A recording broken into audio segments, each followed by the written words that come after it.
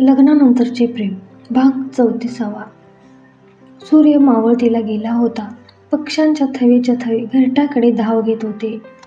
थंडगार वेगाने वाहणारे वारे सर्वांगावर रोमांच आणत होते. धनश्री चालत चालत किनाऱ्यावर जाऊन पोहोचली. वाऱ्याच्या वेगाने येणाऱ्या लाटा किनाऱ्यावर आदळत होत्या. तो फेसाळणारा समुद्र आणि ते रमणीय दृश्य ती डोळ्यात साठवत उभी होती. वातावरण तर आज रोमॅन्टिक होतं. वातावरणाला अजून रोमॅन्टिक करणाऱ्या पावसाची अपेक्षा सुमितला होती. पण आज नेमका तो कुठे दडी मारून बसला होता कोण जाणे. धनश्री समोर वाऱ्याच्या वेगाने येणाऱ्या लाटा पाण्यात दंग होती. सुमितने तिला पाठीमागून आवाज दिला. तिने मागे वळून पाहिलं तर सुमित एक फुलांचा बुके घेऊन गुडघ्यावर बसून तिच्या डोळ्यात पाहत होता. त्याला समोर असं गुडघ्यावर उभं पाहून ती स्तब्ध झाली. धनश्री, आय लव्ह यू म्हणत त्याने तिच्या पुढे बुके धरला. धनश्री, मला जन्मभरासाठी अशीच तुझी साथ हवी आहे, तो तिचा हात हातात घेऊन तिला विचारत होता. त्याचं पुढचं वाक्य ऐकून ती भारावून गेली. तिच्या डोळ्यात पाणी तरळलं. पुढे बोलायला तोंडातून शब्द मात्र फुटत नव्हते. हृदयाची धडधड वाढली होती. संपूर्ण जग एका जागेवर स्तब्ध झाल्याचा भास तिला झाला. तिने अलगद त्याच्या हातून बुके घेऊन लाजून नजर झुकवली. काय झालं धनू, बोल ना, तो तिच्या जवळ येत म्हणाला. तिच्या हृदयाची धडधड कमालीची वाढली आणि तो पोट थरथरत होते. सर्वांग रोमांचित झालं. बोल ना ग काहीतरी, तो तोंड बारीक करत म्हणाला. काय, ती थरथरत्या ओठांनी जड आवाजात म्हणाली. हेच ते तिनं मॅजिक वर्ड, बोल ना. सुमित तिच्या कानाजवळ ओठ आणत म्हणाला. तिच्या अंगावर शहारा आला. एक गोड शिरशिरी सर्वांगातून निघाली. सुमित, मला नाही रे असं पटकन बोलायला जमत, ती जड आवाजात म्हणाली. हो का, भांडण करताना बरं लगेच बोलायला जमतं, तेव्हा कशी मांजरीसारखी गुरगुर करते. तो आता तिची मजा घेत म्हणाला. मी गुरगुर करते काय, ती स्वतःला सावरत त्याला मारायला त्याच्या पाठी धावते.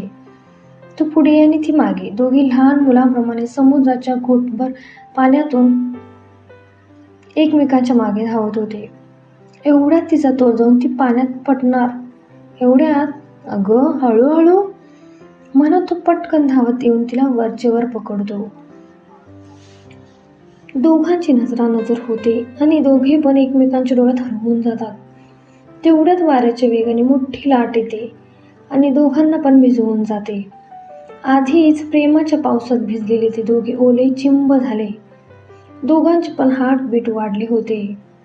तितक्यात एक फोटोग्राफर तिथे आला आणि त्या दोघांचे त्याच पोजमध्ये 2-4 फोटो घेतले.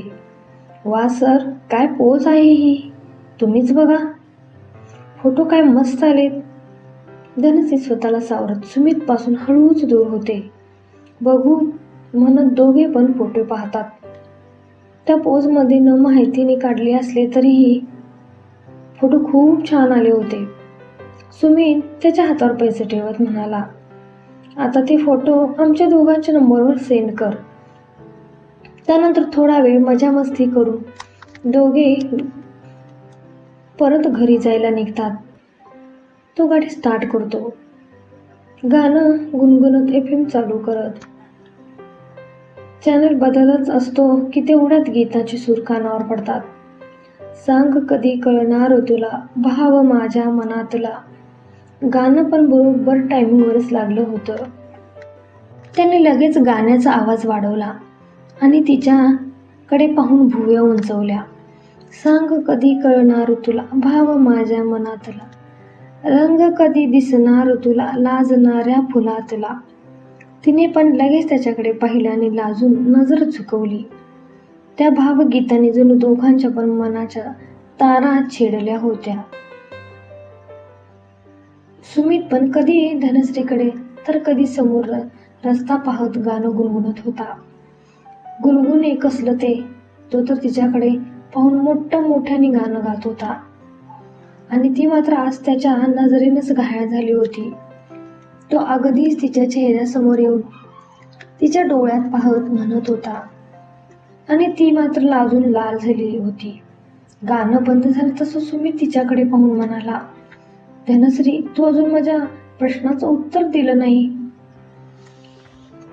ती काही बोलणार एवढ्यात तिचा फोन वाजला. हा राशी बोल, म्हणत तिने पटकन फोन घेतला. अगं धनश्री, आत्ताच मला प्रेमने फोन केला होता.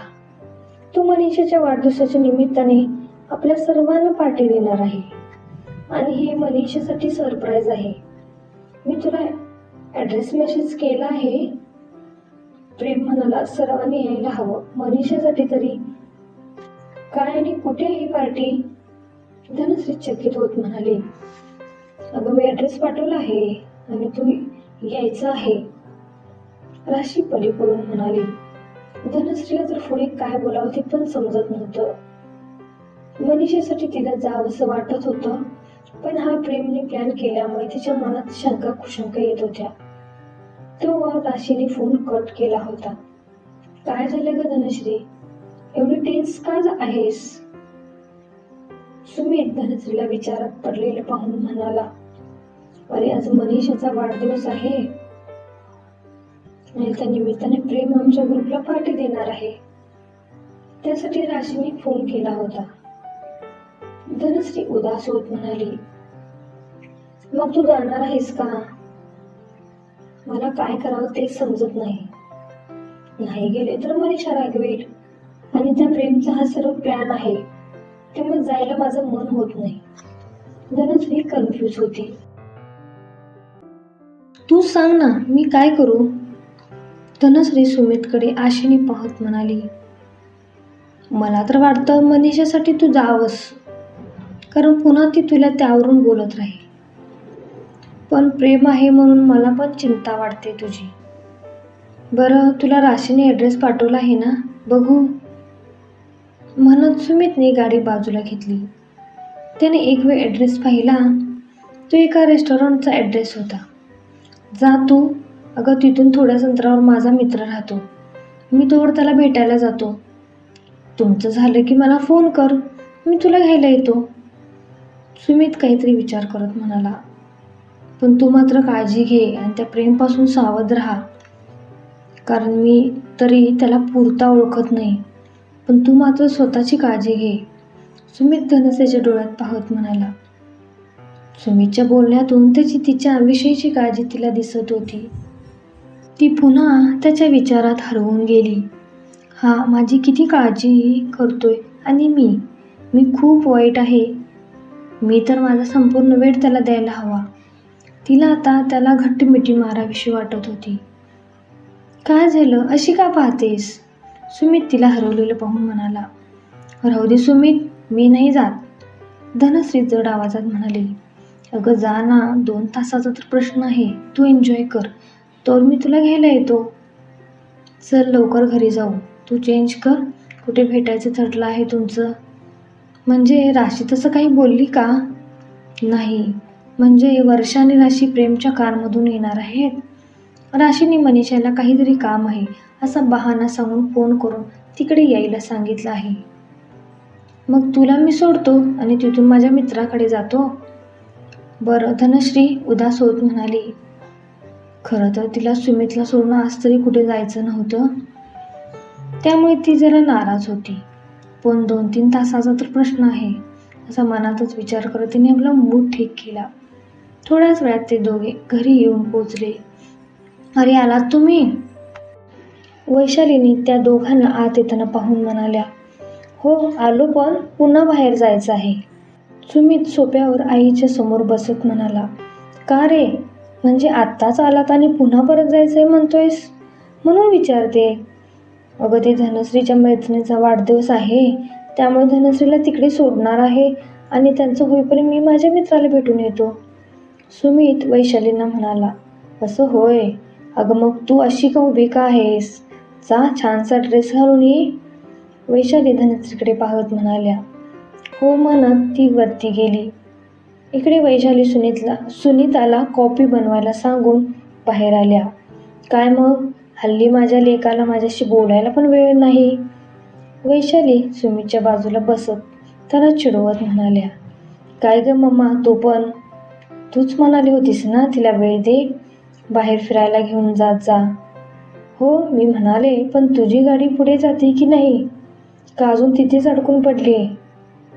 वैशाली त्याच्याकडे पाहून हसत म्हणाल्या. हो हो जाते हळूहळू पुढे. सुमित डोळे मिचकावत म्हणाला. आणि हो, रात्री यायला उशीर होईल. जेवणासाठी वाट पाहत बसू नकोस, तू जेवून आराम कर. तितक्यात सुनीता कॉफी घेऊन आली आणि वरून धनश्री पण तयार होऊन खाली येत होती. तिने लाईट पिंक कलरचा वन पीस परिधान केला होता. या ड्रेसवर तर ती खूपच क्यूट दिसत होती. सुमित तर कॉफीचा कप ओठाला लावून तिच्याकडेच पाहत राहिला होता. तिचं सौंदर्य पाहून त्याच्या काळजाचा ठोकाच चुकला. आई ग, त्याच्या ओठाला गरम कॉफीचा चटका बसला. काय झालं रे, वैशाली काळजीने म्हणाल्या. तो अजून पण तिच्याकडेच पाहत होता. वैशालीने त्याच्या हातून कॉफीचा कप काढून खाली ठेवला. धनश्री पण तो वैशालींच्या बाजूला येऊन उभी राहिली. काय ग धनश्री, काय केलंस हे माझ्या लेकाचं? बघ कसा पुतळा होऊन बसलाय, त्या तिला चिडवत म्हणतात. त्यांच्या बोलण्याने सुमित भानावर येतो. तसं धनश्रीला पण हसू येतं. त्या दोघी पण त्याच्याकडे पाहून हसू लागतात. बरं चल म्हणत तो उठून लाजत बाहेर जायला निघाला. अरे पण ही कॉफी, वैशाली पाठीमागून म्हणाल्या. तो पुन्हा आईच्या जवळ येऊन त्यांच्या गळ्यात पडत, ती आता तू घे, मुश्किलपणे हसत आय लव्ह यू मॉम म्हणत आईच्या कपाळावर किस करून बाहेर निघून गेला. हे ना आता धनश्रीला बोल, वैशाली मान डोलवत हसत पाठमोऱ्या लेकाला पाहत म्हणाल्या. मला तर हेच हवं होतं, खुश राहा बाळांनी, त्या मनातच बोलत होत्या. इकडे सुमित तर धनश्रीला पाहून बेधुंद झाला होता. तिला पाहतच बसावं असं त्याला वाटत होतं. तो ड्रायव्हिंग सीटवर बसून तिच्याकडेच पाहत होता आणि धनश्री मात्र लाजून चूर झाली होती. नजर वर करून त्याच्याकडे पाहायची पण तिची हिंमत होत नव्हती. चला निघायचं का, सुमित स्वतःला सावरत तिच्याकडे पाहून म्हणाला. तिने पण होकारार्थी मान डोलावली. ए धनश्री, कसली भारी दिसतेस, आणि त्यात भर तुझं हे लाजणं. तुला असे नाचताना पाहून काळीच बंद पडतं. तिने पटकन त्याच्याकडे नजर वर करून पाहिलं. हाय हाय मार डाला, काय तो लवली लुक, तुझ्या त्या काळ्या भोर डोळ्यात अखंड बुडावं असं वाटतं. बोलता बोलता तो गाडी स्टार्ट करतो. त्यांचं बोलणं ऐकून इकडे धनश्रीच्या पोटात फुलपाखर उडत होती. तिला अजून गोरी मोरी झाली होती. इकडे प्रेम पण त्या दोघींना घेऊन रेस्टॉरंट मध्ये आला होता. सोबत निखिल पण होता. राशेनी वर्षा मात्र मनीषा आणि धनश्रीची वाट पाहत होत्या. प्रेम आणि निखिल त्या दोघींपासून थोडं बाजूला उभं राहून काहीतरी प्लॅन करत होते.